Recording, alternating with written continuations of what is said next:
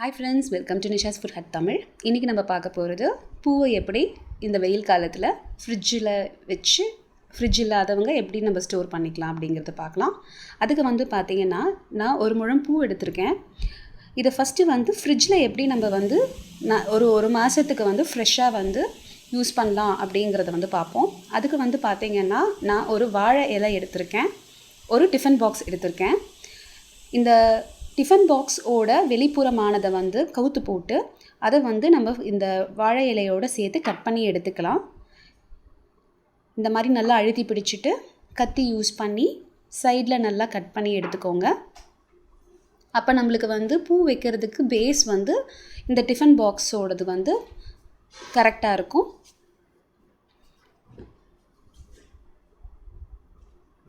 இப்போ பார்த்தீங்கன்னா இப்போ கட் பண்ண இந்த வாழை இலையை டிஃபன் பாக்ஸோட சைஸுக்கு ஏற்ற மாதிரி நம்ம உள்ளே வச்சாச்சு.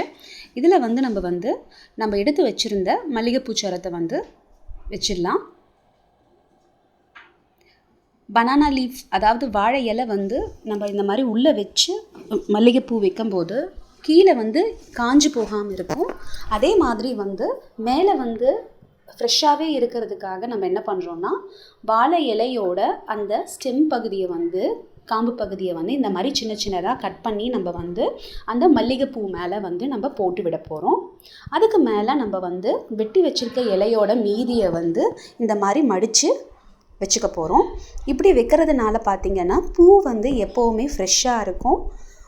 அதே மாதிரி நம்மளுக்கு அந்த பூ காஞ்சி போகிறது ஃப்ரிட்ஜில் வச்சாலும் சில சமயம் காஞ்சி போகிறத அவாய்ட் பண்ணிக்கலாம். கவர் போட்டு மூடிடுங்க.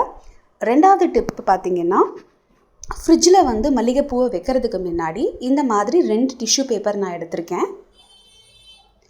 ஒரு டிஷ்யூ பேப்பரை நல்லா நம்ம விரிச்சிக்கலாம். ஃபுல்லாக அது 4ஆக மடிஞ்சிருக்கும். இதை நல்லா ப்ராப்பராக விரிச்சிட்டோன்னா இந்த மாதிரி ஒரு பேப்பர் ஷீட் மாதிரி கிடைக்கும். அதில் நம்ம ஸ்டோர் பண்ண போகிற பூவை எடுத்து வச்சிடலாம். இந்த மாதிரி சுற்றியும் வச்சுக்கலாம், இல்லைனா நம்ம சரடு மாதிரி போட்டும் வச்சுக்கலாம். அதை இந்த 4 புறம் சைட்லேருந்து இந்த மாதிரி பேக் பண்ணிக்கலாம். இப்போ அடியில் நம்ம மடித்து வச்சுருக்க இடத்துக்கு அடியில் ஒரு டிஷ்யூ பேப்பர் வச்சு ஒரு டிஃபன் பாக்ஸ் எடுத்து அதில் உள்ளே வச்சுக்கலாம். இப்போ பார்த்திங்கன்னா நம்மளுக்கு மல்லிகைப்பூவில் இருக்கிற அந்த ஈரம் ஓவராக உரியாது, நார்மலாக காஞ்சி போகாமையும் இருக்கும். இந்த மெத்தட் ட்ரை பண்ணுங்கள். இதுக்கு மேலே இருக்க நம்ம இந்த டப்பாவோட பாக்ஸ் போட்டு மூடி வச்சு ஃப்ரிட்ஜில் வச்சுக்கலாம். இப்போ ஃப்ரிட்ஜ் இல்லாமல் எப்படி நம்ம பூவை ஃப்ரெஷ்ஷாக ஸ்டோர் பண்ணலாங்கிறத பார்ப்போம். நான் ஒரு கிளாத் பேக் எடுத்திருக்கேங்க. மல்லிகைப்பூன்னு மட்டும் இல்லாமல் அரளிப்பூ, அதே மாதிரி ஜாதிப்பூ, அந்த மாதிரி பூ எல்லாமே கூட இந்த மாதிரி கிளாத் பேக்கில் போட்டுக்கலாம். இப்போதைக்கு நான் மல்லிகைப்பூ மட்டும் போடுறேன். நல்லா போட்டு இதை நல்லா கவர் பண்ணிக்கோங்க. ஸ்பேஸ் இருக்கிற மாதிரி மடித்து எடுத்துக்கோங்க. ரொம்ப ஓவராக டைட்டன் பண்ண வேண்டாம். வெயில் காலங்கிறதுனால நம்மளுக்கு பூவெல்லாம் சீக்கிரமாகவே வாடி போயிடும். அந்த மாதிரி இருக்கிறவங்களுக்கு, மெயினாக வீட்டில் ஃப்ரிட்ஜ் இல்லாமல் இருக்கவங்களுக்கு இந்த மெத்தட் ரொம்ப யூஸ்ஃபுல்லாக இருக்கும். அடுத்த டிப் பார்த்திங்கன்னா, நான் ஒரு கடாயில் இல்லைனா பவுலில் பார்த்திங்கன்னா நல்லா ஜில்லுன்னு தண்ணி எடுத்து வச்சுருக்கேன். அதுக்கு மேலே பார்த்திங்கன்னா வாழை இலை வைக்க போகிறேன். வாழை இலையை முடிஞ்சால் நீங்கள் அதோட காம்பு, அந்த ஸ்டெம் பகுதியை கட் பண்ணிவிட்டு நீங்கள் பூச்சரத்தை உள்ளே வைங்க. இப்போ நம்ம மல்லிப்பூவை வச்சிடலாம். வச்சுட்டு இந்த காம்பு பகுதியை முடிஞ்சால் கட் பண்ணி எடுத்துடுங்க.